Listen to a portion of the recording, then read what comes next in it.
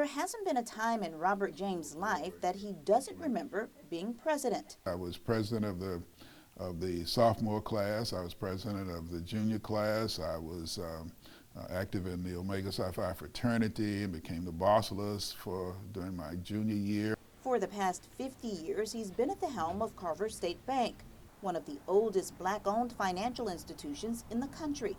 He's also the longest tenured banking president in the nation. I was 24 years old when I became president. I just had a birthday, so I was actually 25 years on December 1, 1971.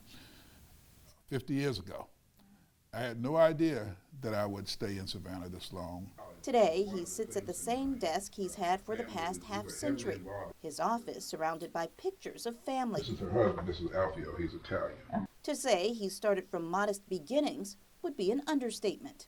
We were very poor, but we didn't really know it, as children, because we were busy all the time. We had plenty of food.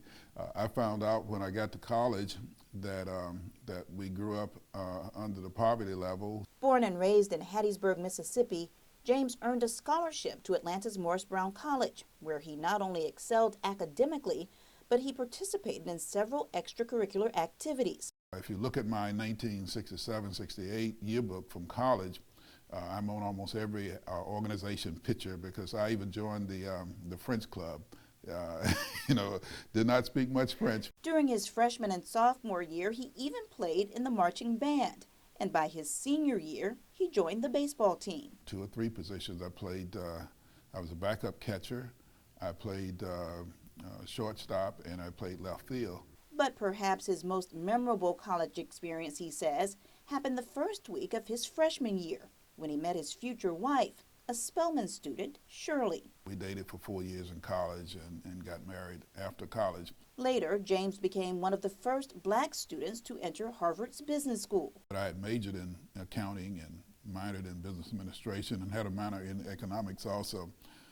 So I started getting intrigued about a business career, and so I started looking at graduate schools of business administration. At that time, I didn't have the slightest idea how difficult it is to get into the Harvard Business School. I'd gotten into every other school I'd applied for. Hard work has never been a stranger to James. After graduating from Harvard, he started his career in banking at CNS and landed in Savannah after being drawn to Carver State. I was so fascinated by the idea that that was a bank that was owned by black people. So I was working in Atlanta when Mr. Perry decided to retire. And so this little bank in Savannah that I tried to get a job with was looking for a president. I actually wrote a 5-year plan as to what I was going to be doing 5 years out of the business school, and I updated it when I took this job in Savannah to say what I was going to be doing 5 years down the road. And nowhere in that plan did it have that I was going to be still in the same job 50 years. Life just takes over. When he started, Carver State had $4 million in capital. It's now $60 million. And through a recent investment by JP Chase, James estimates it will grow to close to $200 million over the next few years. We're expecting to be a much bigger bank in the near future. James says he's maintained his success by keeping a close connection to the community.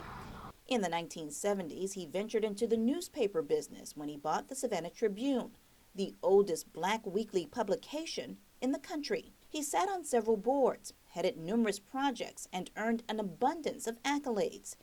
He's even listed in the History Makers, the nation's largest African-American video archive, housed in the Library of Congress. His service keeps him grounded, his mission to help everyone gain financial freedom. At 75, James has no plans of slowing down. His advice to others: do what you love, work hard to be the best, and always follow your dreams. One of the joys of life is doing things that benefit someone other than yourself. Kim Gusby, WSAV News 3.